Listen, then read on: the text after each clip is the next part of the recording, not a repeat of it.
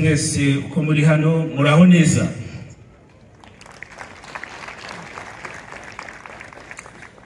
Mbanje kubashimira mwese kubw'ubwitange mwagaragaje kugira ngo tubashe kuba turi kumwe namwe uyu munsi.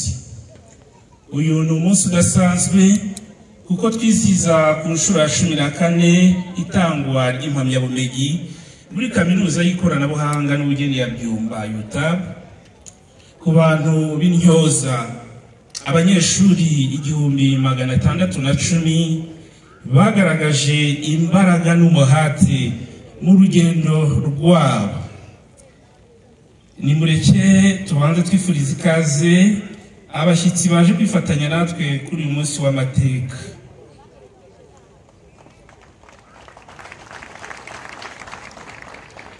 Ndagira ngo mumfashe twakire kandi twifuriza ikaze mushyitsi mukuru muri ibirori uwaje ahagarariye umuyobozi mukuru w'inama y'igihugu ishinzwe amashuri makuru na kaminuza HEC yigira imbere adusuhuze Dr. Theoneste.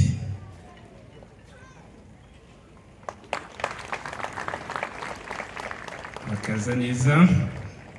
Twakire umuyobozi w'intara yacu y'Amajyaruguru nyakubahwa Gavana nakwigira. Twifuriza ikaze nyiricyubahiro Musenyeri Papias Musengamana umushumba wa Diocese Gatolika ya Byumba akaba anahagarariye kaminuza yacu UTAB mu mategeko nubwo ari we twamusuhuza.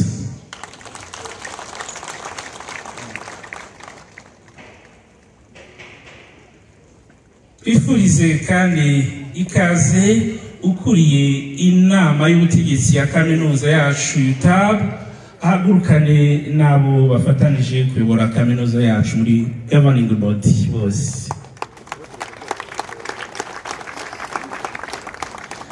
Mufashe duhikaze abayobozi b'amashuri makuru na za kaminuza turi kumwe hano, muziko kubaho ari ukubana. I would like to welcome the Vice Chancellor of University of Kabale University. Yes. Welcome. Mumfashe kandi twakirana ubwuzu umuyobozi w'ishuri rikuru Gatolika rya Kabgayi.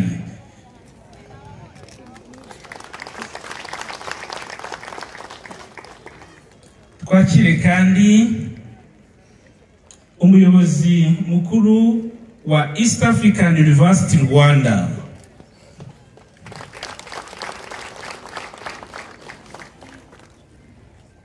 Let us welcome the Vice Chancellor of Protestant University of Rwanda, PUR.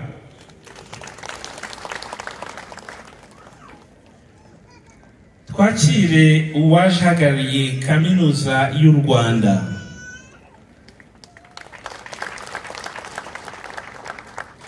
Twakirane ikaze kandi Vice Chancellor w'ishuri rikuru ry'ibyuvuzi n'ubuforomo rya Ruli.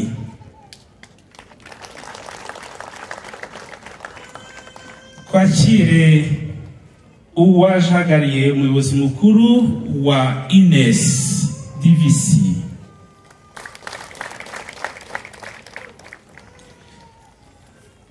Twakire Principal wa College of Education, University of Rwanda.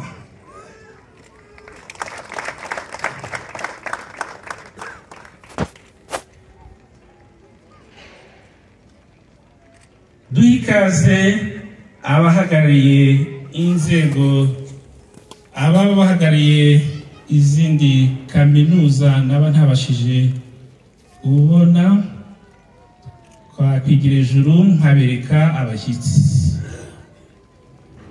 aba bazihagarariye ndumva arabo. Duhikaze abahagarariye inzego z'umutekano mu ntara y'Amajyaruguru.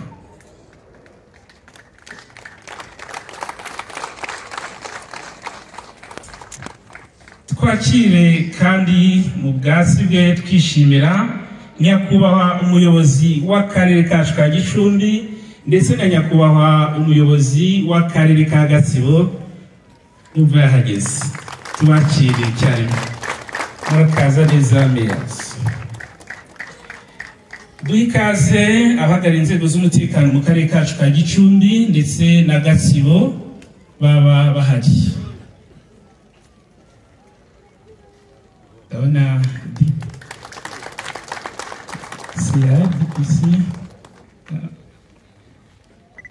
duhikaze abafatanyabikorwa bacu bose n'abadufashije kugira ngo uyu munsi urusheho kugenda neza, bank managers n'abandi managers ba companies dukorana hano Igicumbi ndetse n'ahandi aho mwicaye bahaguruka, bank, Sanlam, Airtel, twese managers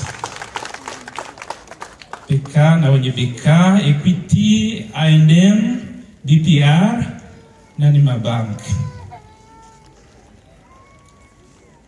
Niba hari umuyobozi w'umurenge wa Byumba nawe twamwakira yabavuye ku murenge n'abayobozi b'indi mirenge.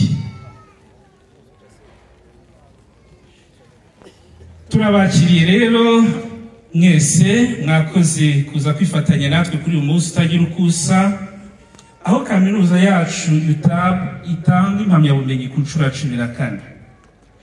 Banyacyubahiro bayobozi, babyeyi, barimu, banyeshuri mwaduhurije aha, ni munyemerere nterure nshimira.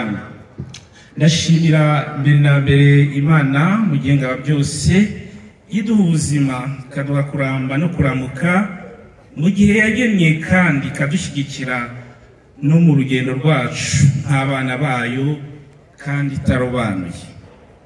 Ndashimira kandi abitanze ngo kaminuza y'ikoranabuhanga n'ubugeni ya Byumba UTAB ishinga imizi.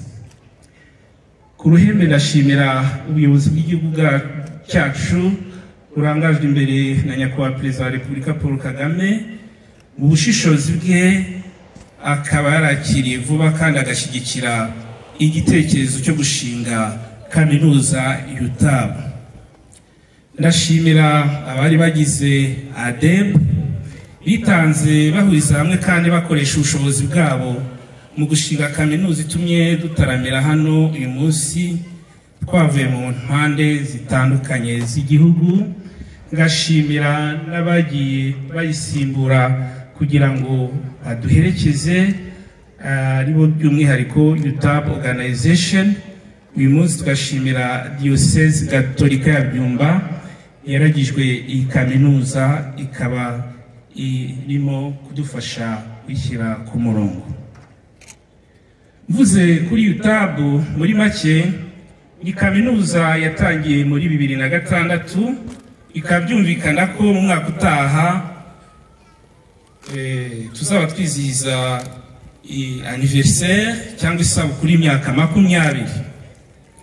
Ubu UTAB ikaba ifite amashami 3 faculties, ikaba kandi yigamo abanyeshuri 12,022 bakaba barimo biga mu mibyizi day program, mu mpera z'icyumweru weekend program, no mu kiruhuko holiday program.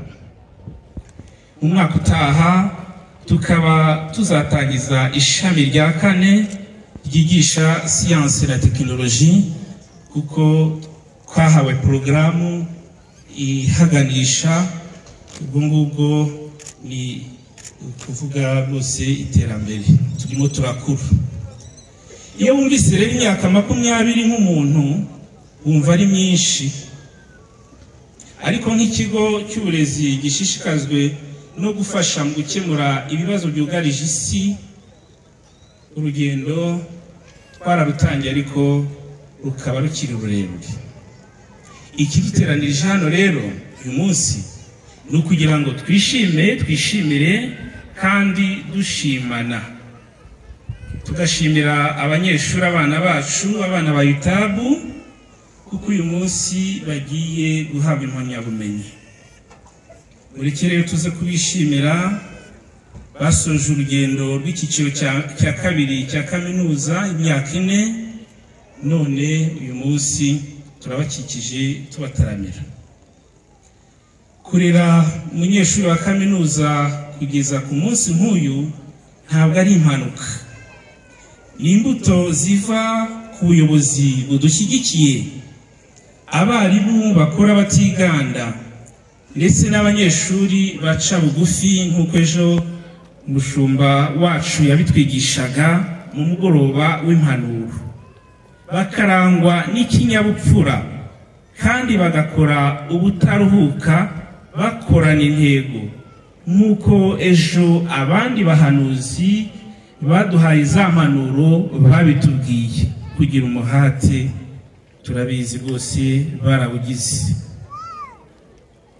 Banyeshuri bacu rero, nk'uko mubizi, kaminuza yacu ishishikajwe no gutanga ubumenyi bufite ireme ndetse no gukora ubushakashatsi, byombi bigira uruhare mu gukemura ibibazo bihari no guharanira impinduka nziza mu buzima bwa buri wese, ari ubu ndetse no mu gihe kizaza.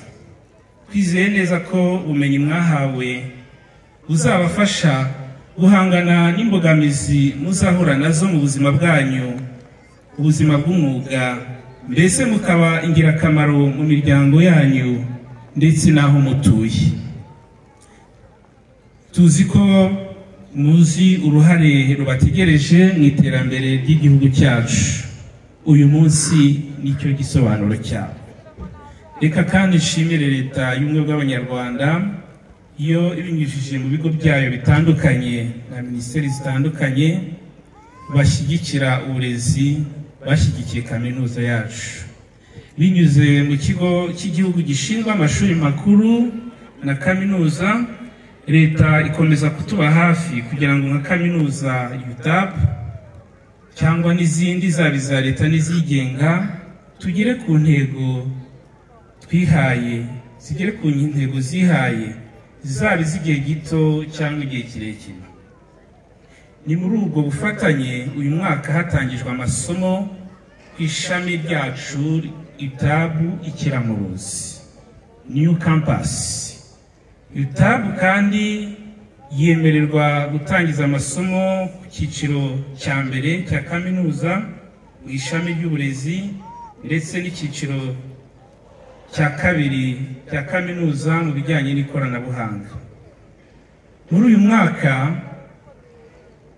binyuze muri Minisiteri y'Ububanyi n'Amahanga ndetse na Ambasade y'u Rwanda muri Nigeria, twakiriye abarimu b'impuguke 6 baturutse muri Nigerian Technical Aid Corps NTAC yo muri Nigeria, bakaba baraje ngo dufatanye mu burezi no mu bushakashatsi. I would like to request and to ask everyone here to join our joys and receive our brothers and sisters from Nigeria who arrived here in UTAB this year. Please. Yes, welcome, welcome. Turifuza rero ku rugendo twatangiye rwo kwigisha neza binyuze mu barimu beza, kwigishirije heza kandi hari ibisabwa byose. Turifuza ko ibyo bikomeza. Akaba ari nayo mpamvu mu minsi mike duteganya kubaka inyubako izatuma ireme ry'uburezi rikomera. Turifuza kandi kurera no kubaka umunyarwanda ngirakamaro ku gihugu. Niyo mpamvu turi guteganya gukomeza amahugurwa ahuza uburere n'uburezi. Nyakubahwa mushyitsi mukuru, nyakubahwa gavana, nyiricyubahiro musenyeri, reka nsoze iri jambo nshimira mwe mwese mwaje kubana natwe uyu munsi. Ku banyeshuri bacu musoje amasomo rero, impamyabumenyi mugiye guhabwa murasangaho amagambo 3 akoreshwa cyane muri UTAB: education, bisobanura uburezi, siyansiya bisobanura ubumenyi, na ministeriya bisobanura ubutumwa.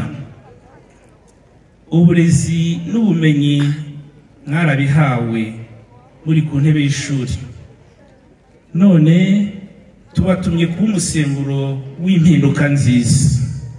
Twizeye ko muzabikora mutiganda. Murakoze cyane, mbifurije amahoro y'Imana.